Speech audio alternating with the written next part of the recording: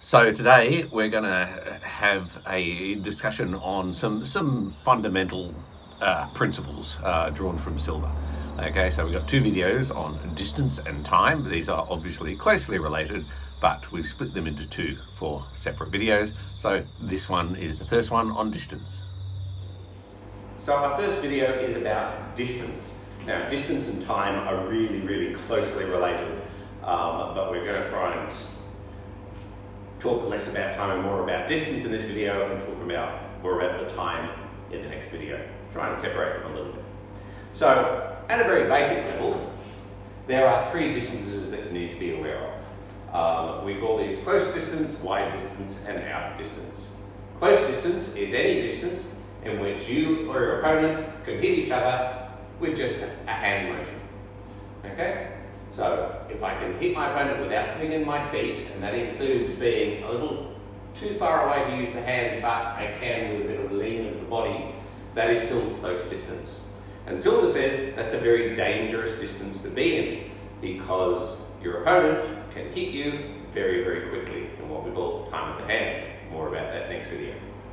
A little further away, I can't hit Ross, and Ross can't hit me, even if we lean our bodies in. But we can hit each other if we put in a foot, and that could be on a lunge, or it could be on a step, or it could be on a passing step. Okay?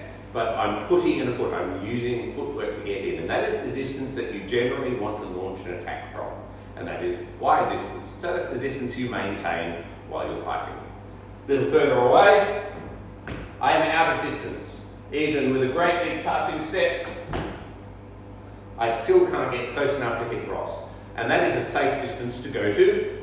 If you are tired and you want a little bit of a break, you want to change guards, that sort of thing, staying at wide distance is perfectly safe. So those are the three distances. Now, there is some subtleties to talk about in there. So, first of all, with swords of Silva's perfect length, that is a sword that I can pull back to that, which means that if Ross and I are at a socially unacceptable distance, such as here, I can still get my point on line without having to shift my balance. Okay? Which means that, as far as Silva is concerned, close distance is close distance. It doesn't matter if it's this distance or this distance, it's all still close distance. But that is not always the case. If I have a weapon that is above Silva's perfect length, then suddenly there is a big difference between just being in close distance and being in grappling distance. So with one of these, I can hit Ross from here, and I'm in close distance as far as my weapon is concerned. However, I can't grapple him from here. Okay? If we cross swords, I can't reach him in order to grapple. Okay, so there's a difference between merely close distance and being close enough for contact and grappling purposes. And that's true whether or not it's a rapier or an extra long sword or any weapon that is above perfect length. Then there is a distinction between close distance and body contact distance, grappling distance. The other subtlety to be aware of is the difference between being at close distance at the half sword and any closer than that. So this is a distinction that Silva does make. Okay? So if Ross and I are about here, I am in close distance to hit Ross, and Ross is in close distance to hit me, but we are at the half sword, which means our blades are crossed, and to hit each other we must disengage, and the time it takes to disengage substitutes for distance. Okay? Ross might be technically close enough to hit me with a hand motion, but he can't. My sword's in the way. He has to disengage to come around the other side. And that gives me plenty of time to react. And Silva talks about fighting at the half sword being, something that requires a great deal of skill, but it's not inherently unsafe in and of itself. The important thing about being at this distance, however, is Ross might be able to hit me on the head, but he can't hit me on the leg. Okay, and I can't hit Ross on the leg. Okay, so in Silva's words, our upper bodies are guarded, and our legs are too far out of reach. So even though it's close distance, being at this distance is different to being here. If we're here, both our legs are within striking distance of just a hand motion, which is going to be too fast for us to react to. And that distance is the distance you generally want to parry at, especially if your point is up. So if Ross, you want to just open board and throw it a cut right at me, okay? I don't want to parry back here because I can't reach Ross on my return. I don't want to parry here because my leg is in distance, and if Ross redirects underneath it and I don't see it, do it again, I will die. What I want to do is I want to parry at a distance, once more,